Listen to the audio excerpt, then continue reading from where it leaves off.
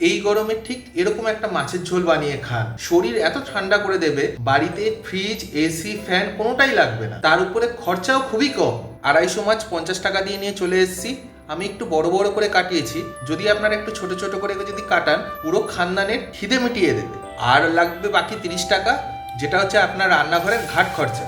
মাছে নুন হলুদ মাখিয়ে তেল গরম করে ভালো করে এপিট ওপিট ভেজে তুলে নিন। এবার ওই তেলের মধ্যে 1 চামচ জিরে ফোড়ন, সঙ্গে তেজপাতা। ফোড়ন ভালো করে ভাজা হয়ে গেলে দিয়ে দেব একটা কেটে রাখা আলু। আচ্ছা, এবারে একটা পেস্ট বানিয়ে নিতে হবে। পেঁয়াজ, লঙ্কা, আদা, রসুন ছোট ছোট করে কেটে মিক্সিতে সামান্য একটু জল দিয়ে ঠিক এরকম একটা পেস্ট বানিয়ে নিতে হবে। আলু যখন দেখবেন মোটামুটি লাল লাল ভাজা হয়ে গেছে, তখন আমরা দিয়ে দেবো এই পেস্টটা। পেস্ট দেওয়ার পর 5-7 মিনিট ভালো করে ভেজে নিন। মনে রাখবেন এই রান্নায় কোনো জিরে, ধনে, হলুদ, লঙ্কার গুঁড়োর কোনো ব্যবহার নেই। মশলা যখন মোটামুটি কষে এসছে তখন দিয়ে দেবেন আন্দাজ মতো নুন। নুন দেওয়ার পর আরও 2-4 মিনিট কষান, দেখবেন উপর থেকে তেল ভেসে উঠছে। সেই সময় আমরা দিয়ে দেব কিছুটা মটরশুঁটি। মটরশুঁটি দেওয়ার পর বেশ কিছুক্ষণ আবার কষাতে হবে, লক্ষ্য আলুটা যাতে সেদ্ধ হয়ে যায়। এবার দেব 1 চামচ কস্তুরি মেথি, স্বাদ মতো চিনি আর 1 চামচ গুঁড়ো গরম মশলা।